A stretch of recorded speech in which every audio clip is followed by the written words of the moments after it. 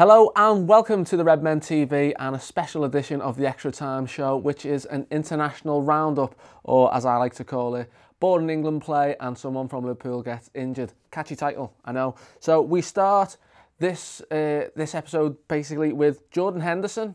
He has been named the England captain.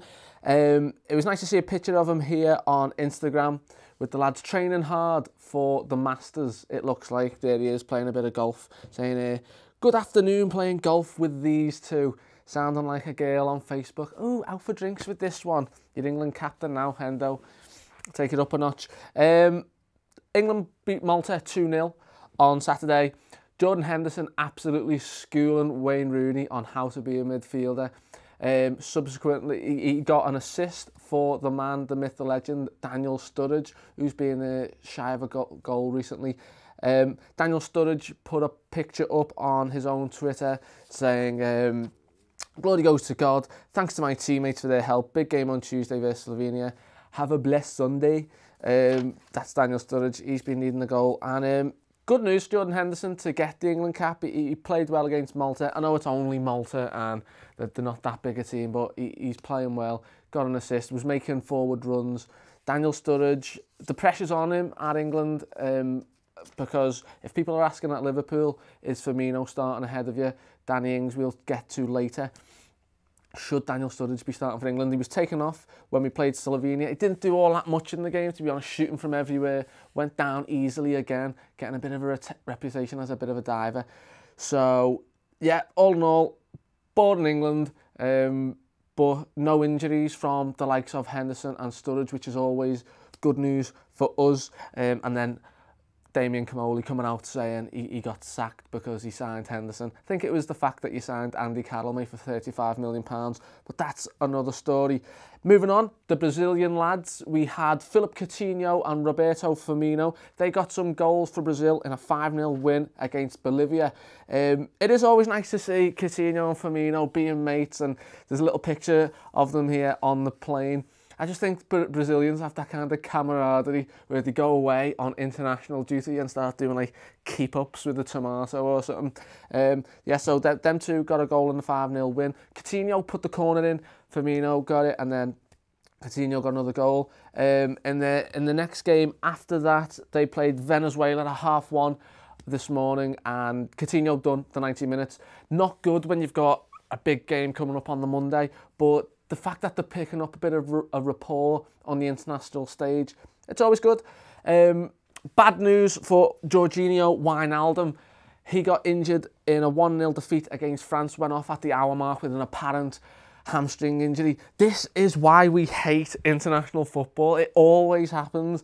Why England are playing Malta and why these teams are playing like Gibraltar and all these things. Just let the little minnows play each other. They don't get through to the group stage anyway. Fair enough, this was against France. Paul Pogba got a screamer, which is a bit of a worry. But the news from this is if Wijnaldum's out, is Emre Can straight in. So where one door closes, another opens on that front. Ragnar Klavan, he's been playing. He was in a 4-0 win against Gibraltar. He had nothing to do, really. Just stood there, they had all the ball, scored goals, but then lost 2-0 to Greece recently. He missed a header. Corner comes in, he kind of goes up for it.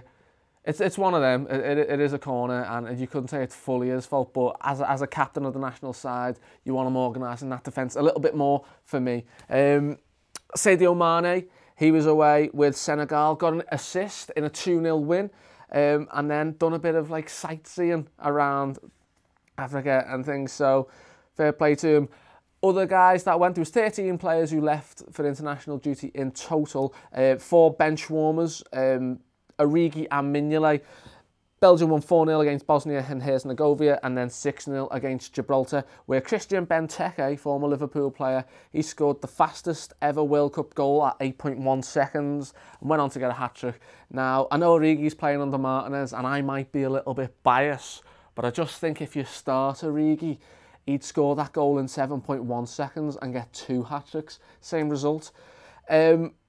And again, for Simon Mignolet, it looks like he could be playing the rest of his career on the bench. He's been dropped for Karius and also not going to get ahead of Courtois for Belgium.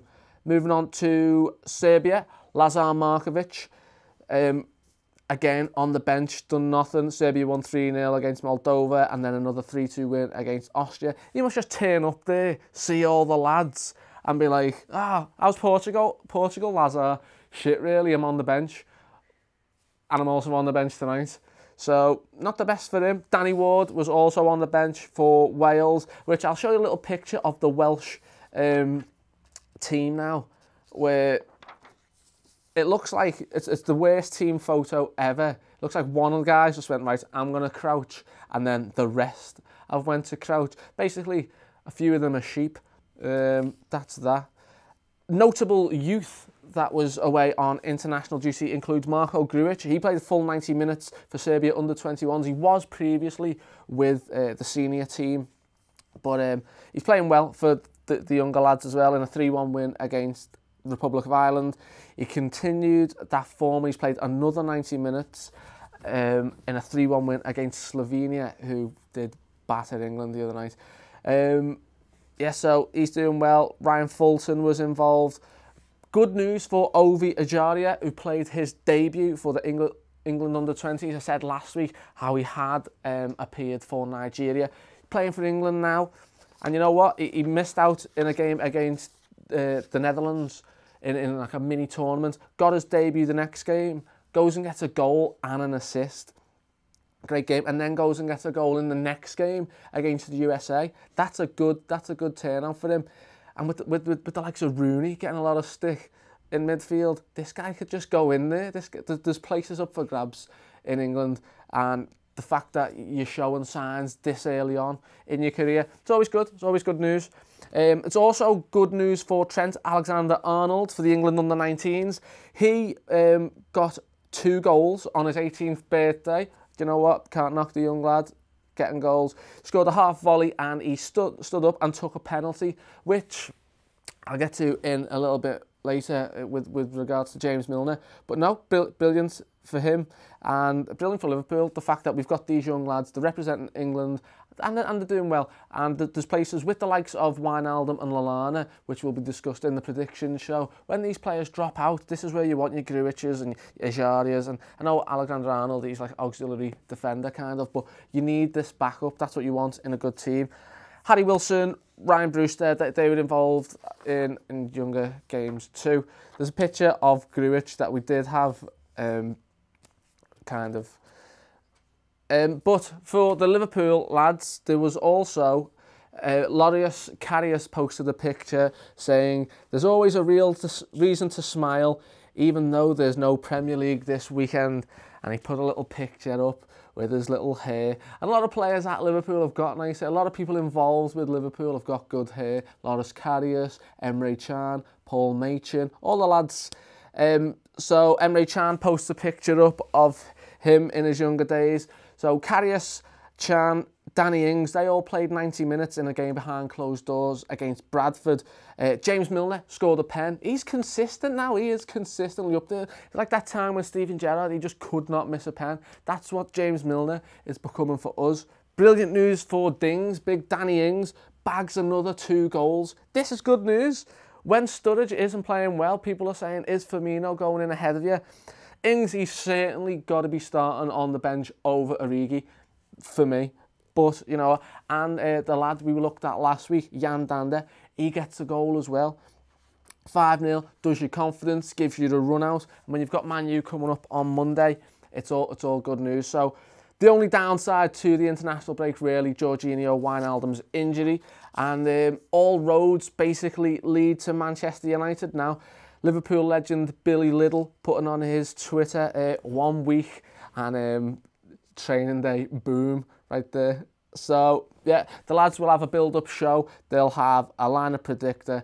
Don't forget to like and subscribe. And the next Extra Time show will be coming on Tuesday after the Monday night game. I might be hungover. I'm hoping there's a lot of Twitter banter between the Brazilian lads because they've all banged hat-tricks in against the Manx. So, thanks for watching and